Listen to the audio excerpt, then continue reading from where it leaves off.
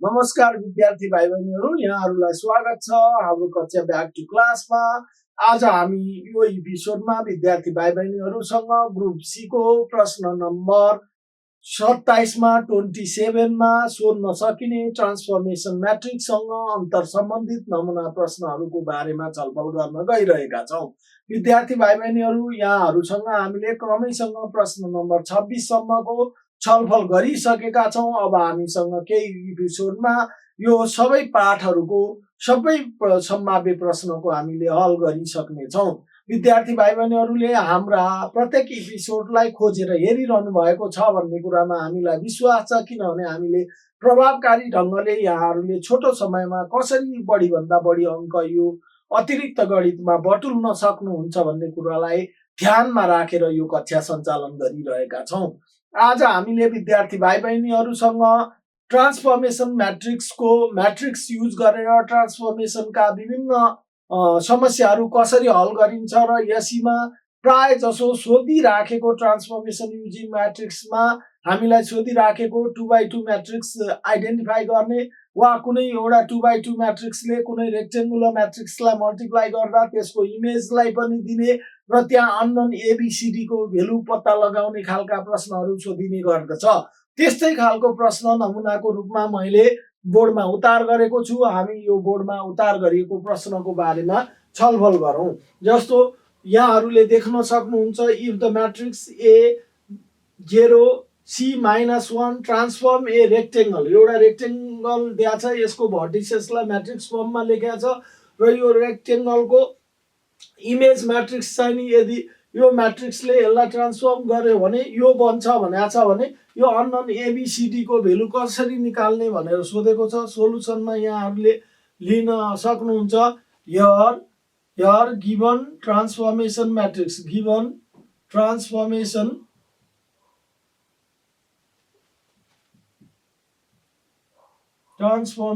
matrix, here given transformation matrix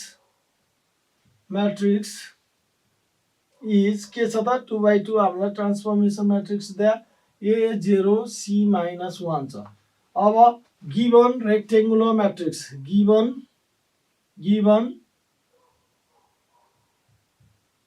rectangle matrix हामीसँग के छ 0 2 2 0 0 B 1 1 छ। अनि अब हामीसँग image rectangular matrix image a given rectangular matrix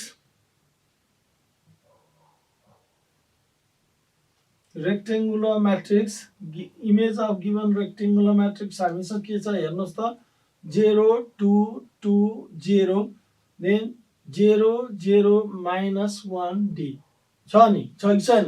अब यसपछि यहाँहरूले हेर्न सक्नुहुन्छ, यदि हामीले यो 2x2 म्याट्रिक्सले यो रेक्टेङ्गुलर म्याट्रिक्सलाई ट्रान्सफर्म गर्यो भने यसको इमेज यो रेक्टेङ्गुलर म्याट्रिक्स बन्छ भनेको छ। अब बाई कन्डिसन हामी के लेख्न सक्ने भए, बाई कन्डिसन हामीसँग भएको कन्डिसन अनुसार when we transform a 2x2, when we transform a given rectangular matrix by given 2x2 matrix, then 2x2 matrix के छ 0 2 2 0 0 B 1 1, then its image will be के भनेको छ हाम्रो 0 2 2 0 0 0 -1 D।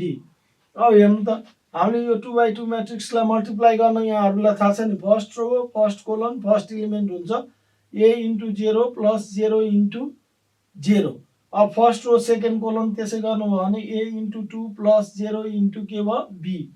अब थर्ड गर्नुभयो भने हेर्नु त A × 2 प्लस थर्ड गर्दा A × 2 + 0 × 1 भयो। अब फेरि फोर्थ गर्नुभयो भने A × 0 प्लस 0 × 1।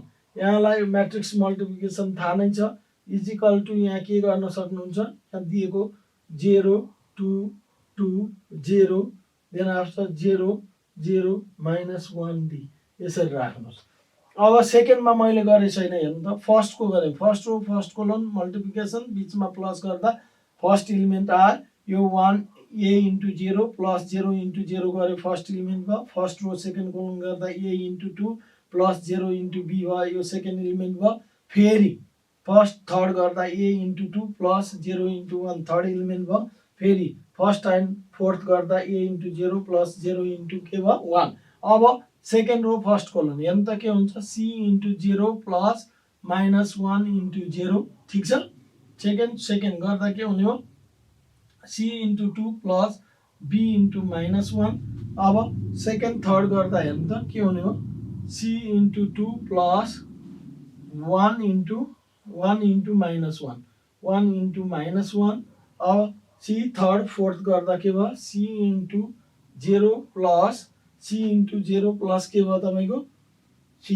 यो र यो c इन्टु 0 अनि plus minus 1 into 1 equal to त्यो आयो अब तपाईँले यो मैले माथिको एउटा मेट्छु तपाईँलाई सजिलो होस् भनेर मैले यो क्वेसनमा भएको चिजभन्दा गिभनमै भएको चिज मेटेँ भने तपाईँलाई सजिलो हो अब हेर्नुहोस् त यसलाई सिम्प्लिफाई गर्नुहोस् त तपाईँ अर के हुने भयो यो हेर्नु त a इन्टु 0 प्लस 0 इन्टु 0 यो के नै भयो फर्स्ट 0 भयो सेकेन्ड के भयो 2a into plus 0 into b 0 भनेपछि यो के भयो 2a भयो ठिक छ थर्ड के भयो 2a नै भयो थर्ड पनि के भयो तपाईँको 2a नै हो फोर्थ के भयो तपाईँको यो 0 भयो यो 0 भयो 0 भयो अब त्यसै गरी फिफ्थ हेर्नुहोस् त यो के भयो अब यो के भयो 0 भयो कि भएन अब त्यसपछि यो हेर्नु त 2c माइनस b भयो 2c माइनस के भयो b भयो अब यो कति भयो फेरि 2c माइनस 1 भयो 2c माइनस के भयो 1 भयो ठिक छ यो 2c माइनस b भयो यो 2c माइनस 1 भयो यो के भयो यो 0 भयो यो माइनस 1 भयो यो माइनस 1 इजिकल टु के भयो त अब हेर्नुहोस् त 0 0 2 0 देन आफ्टर 2 माइनस 1 0 d अब करेस्पोन्डिङ यो नोटेसनको मिनिङ के हो इक्वल भन्ने इक्वल म्याट्रिक्स टु म्याट्रिसेस इक्वल भयो भने के हुन्छ त्यसको करेस्पोन्डिङ इलिमेन्ट्स इक्वल हुन्छ अब तपाईँले करेस्पोन्डिङ इलिमेन्ट लिँदा सजिलो गरी लिनु पर्यो गाह्रो गरी लिने होइन सजिलो गरी कसरी लिने भन्दा यहाँ त एउटा यो 2a मा एउटा लिए भइगयो करेस्पोन्डिङ इलिमेन्ट हेर्नुहोस् त अर 2a इजिकल टु के हुने भयो 2 अर a इजिकल टु के भयो 2/2 इजिकल टु 1 अब त्यसपछि तपाईँले अर्को के लिन सक्नुहुन्छ यो डी सजिलै तपाईँ सजिलै लिन सक्नुहुन्छ डी कसरी लिन सक्नुहुन्छ हेर्नु त डी यो लास्ट इलिमेन्ट भनेपछि डी इजिकल टु के भयो माइनस 1 भयो कि भएन fourth element equal to fourth अब तपाईँले सी को लागि के लिन सक्नुहुन्छ and 2c minus 1 equal to third गरेर हेर्नु त माइनस 1 और के भयो त 2c equal to minus 1 plus 1 और 2c इजिकल टु के भयो त 0 और c इजिकल टु के भयो 0 भयो अब लास्टली b को लागि हेर्नु त यो लिनुभयो भने लास्टली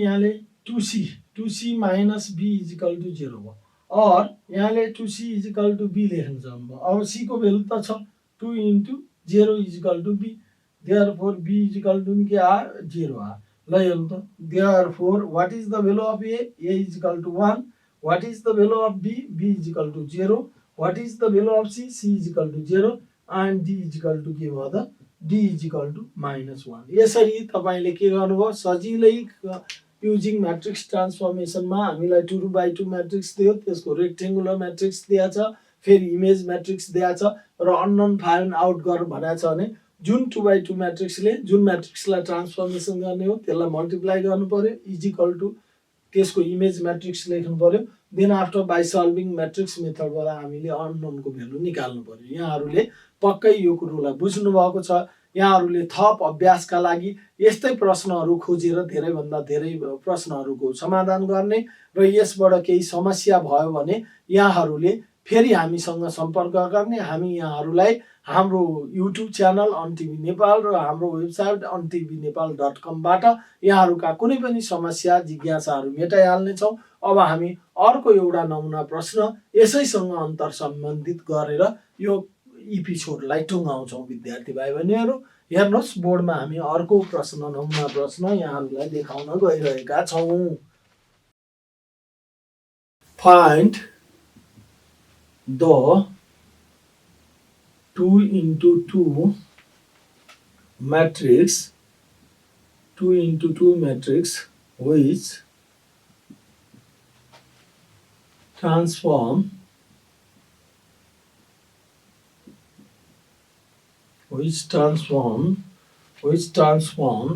the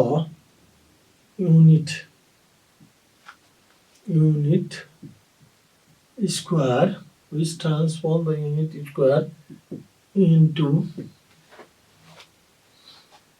the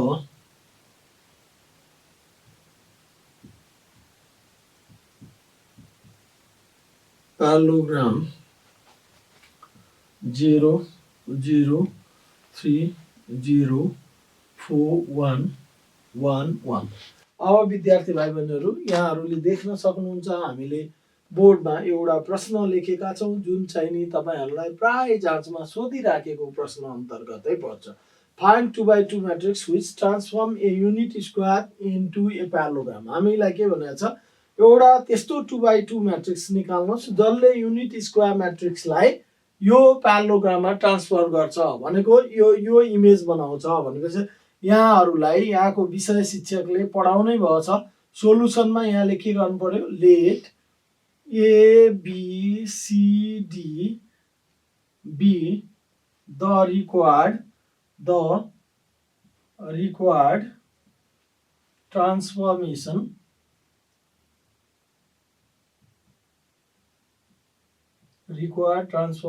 matrix। यहाँहरूले यहाँ लेख्न सक्नुहुन्छ यसलाई required transformation matrix अनि unit square matrix and unit square matrix के हुन्छ 0 0 1 0 1 1 0 1 be the unit square matrix। यहाँहरूलाई थाहा छ यो युनिट स्क्वायर मैट्रिक्स हो। यहाँलाई धेरैचोटि सर मिसले यहाँहरूलाई पढाउने सर मिसले भनेकै हुनुहुन्छ। अब त्यसपछि इन्टु ट्रान्सफर्मेसन मैट्रिक्स के भयो find 2x2 matrix which transform the unit square into parallelogram by position।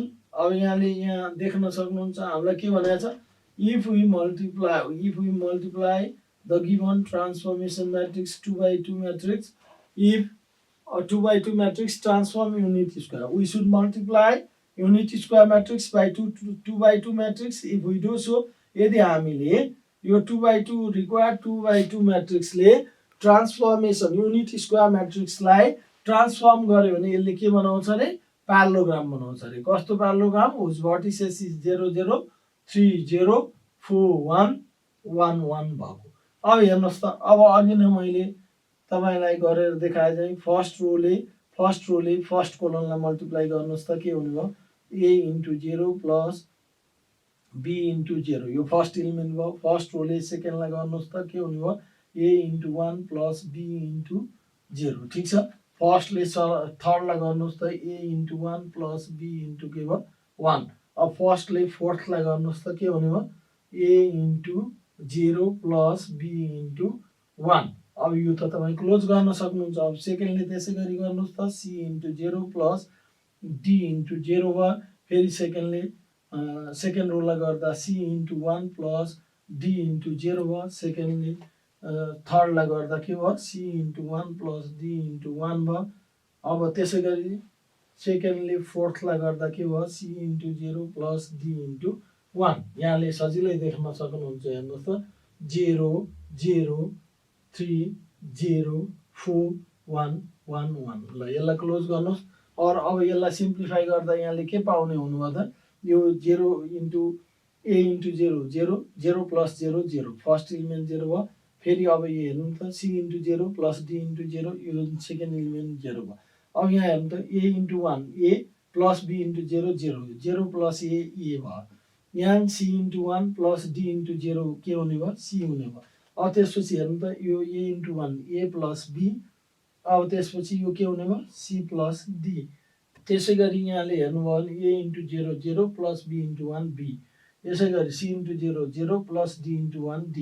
हेर्नु त अब के भनेको छ हामीले इक्वल म्याट्रिक्सको करेस्पोन्डिङ इलिमेन्टहरू के हुन्छ बराबर हुन्छ भनेर यहाँहरूले पढ्नै भएको छ।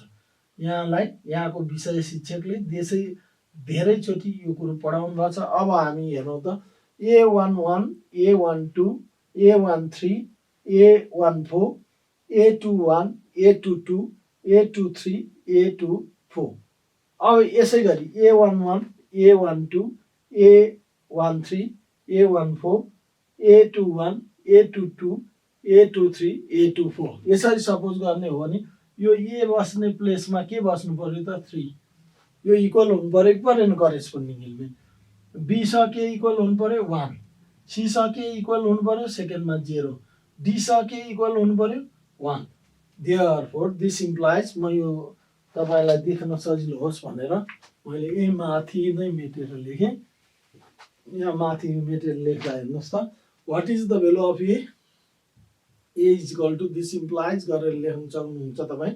ए is equal to 3, b is equal to what 1, and c is equal to what? C is equal to 0 and d is equal to के छ हामीसँग d is equal to 1। Therefore the required 2 by 2 2 into 2 transformation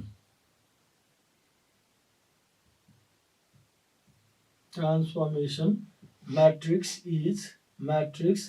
is हामीले अघि के मानेको थियो ल भन्नु त 2 by 2 transfer a b c d मानेको थिएन। Now put the value.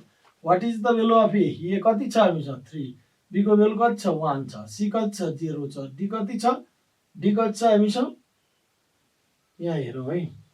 Be 1 छ, ठिक छ, ए 3 छ, अनि सी 0 छ, डी कति छ 1 छ। ल 1 छ। यो नै हामीलाई चाहिएको के हो ट्रान्सफर्मेसन म्याट्रिक्स भयो। यसरी यहाँहरूलाई प्राय अघि नै मैले देखाएको प्रश्न र यो प्रश्न धेरै जाँचमा सोधिने यस्तै प्रकृतिका प्रश्नहरू खोजेर यहाँले प्रश्न नम्बर 27 का लागि unit square matrix 2 by 2 transformation matrix र यसको कम्बिनेसनबाट आउन सक्ने ट्रान्सफर्मेसन म्याट्रिक्सका समस्याहरू धेरैभन्दा धेरै समाधान गर्नुभयो, खोजेर गर्नुभयो भने यहाँले सजिलै के गर्न सक्नुहुन्छ प्रश्न नम्बर 27 मा सोधिने कुनै पनि प्रश्नको हल गर्न सक्नुहुन्छ। हामीलाई विश्वास छ आजको एपिसोडबाट यो प्रश्न नम्बर 27 का लागि यहाँले मानसिक रूपमा यो धेरै सजिलो प्रश्न आउने रहेछ, यसलाई हामी सजिलै हल गर्न सक्ने रहेछौँ। बस यसका लागि हामीले पेसेन्ट लिएर 10-12 वटा यस्ता प्रश्नहरू खोजेर समाधान गर्नुपर्ने रहेछ भन्ने कुरो यहाँहरूले बुझिसक्नुभयो। अझै पनि यहाँलाई यो प्रश्नमा कुनै समस्या छ भने आउँदो एपिसोडमा हामीले अर्को अभ्यासका लागि नमुना प्रश्न नम्बर 28 को लिएर आउँदा यहाँले यही प्रश्न हामीलाई सोध्न सक्नुहुनेछ र हामी यसको जवाब दिएर मात्र अर्को प्रश्नको हल गर्नेछौँ। आजलाई हाम्रो कक्षा यति नै। यहाँलाई कुनै दुविधा शङ्का भएमा यहाँले हाम्रो युट्युब च्यानल अनटिभी नेपाल र हाम्रो वेबसाइट ontvnepal.com मार्फत आफ्ना जिज्ञासाहरू मेटाउन सक्नुहुनेछ। हस्त आजको एपिसोड यति नै। यहाँहरूको दिन शुभ रहोस्। हस्त धन्यवाद। नमस्कार विद्यार्थी भाइ बहिनीहरू।